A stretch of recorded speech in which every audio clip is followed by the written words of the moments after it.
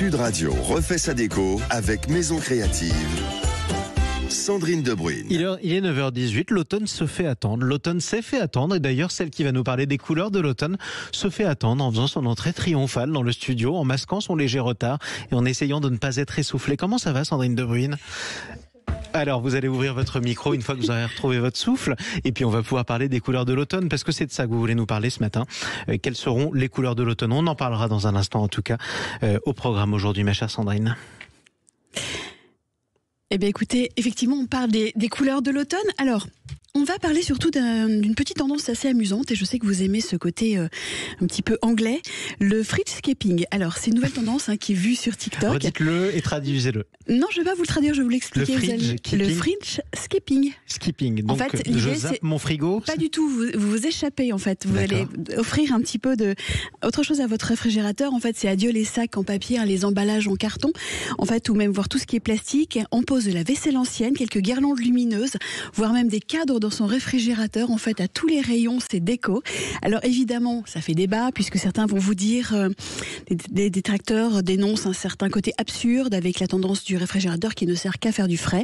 D'autres vont vous dire, mais écoutez, pourquoi pas avoir des petits côtés un peu déco autour de la salade et des légumes. Voilà. En tout cas, c'est l'idée en ce moment de cette petite tendance qui est très amusante. Voilà. Bon, écoutez, en tout cas, moins controversé, c'est le moins qu'on puisse dire.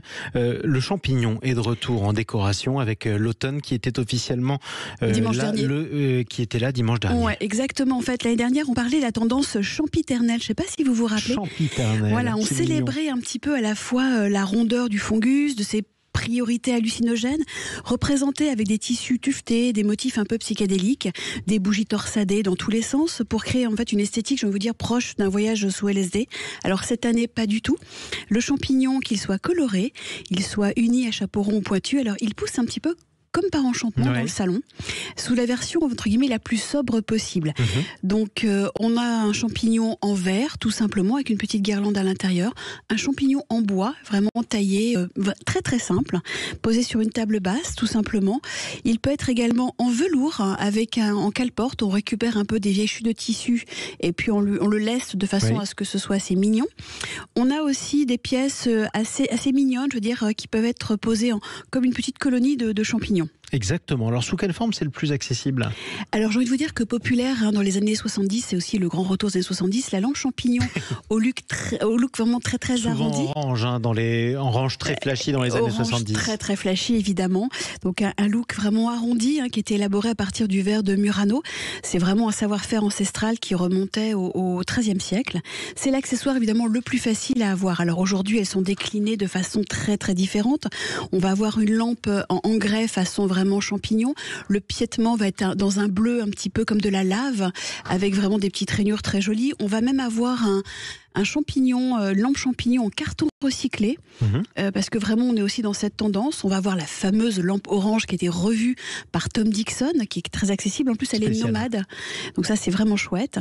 Et puis j'ai envie de vous dire, pourquoi pas aussi vous asseoir sur un champignon qui est peut-être qu'un petit pouf, plus exactement, ou alors un fauteuil qui peut ressembler un peu à un format de girole, voire une table basse qui elle va être plutôt en pierre. Vraiment, ce petit champignon, il va se poser un peu partout dans le salon. Ambiance Super Mario ce matin avec Sandrine Debruyne. Vous avez un coup de cœur ou pas ?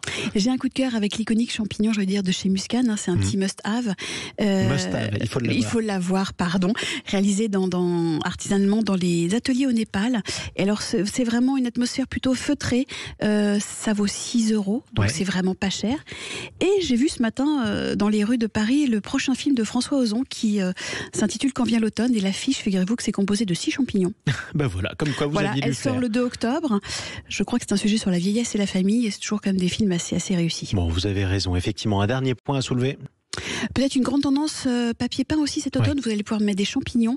Ce qui est génial en fait, c'est qu'on est dans la personnalisation au décor variable. Donc c'est-à-dire que vous pouvez demander Wallpaper par exemple, peut vous réaliser un trompe-l'œil, peut vous réaliser vraiment sur mesure votre papier peint. Ça redevient tendance. Ça redevient tendance évidemment. Ça peut être tout simplement pour une montée d'escalier. Vous avez envie d'éléments un petit peu une version tropicale, des arches, etc. Tout est fait sur mesure. C'est super important. c'est imprimé en France. On est pour des prix pour que ce soit vraiment accessible. On est à 48 € le mètre carré, voire 70 € le mètre carré en finition vinyle. Donc ça reste accessible pour quelque chose de très personnel. Bon, effectivement, merci pour tous ces conseils. Bel automne à vous, en tout cas, Sandrine Debruyne. Je rappelle que vous êtes la directrice de la rédaction de Maison Créative.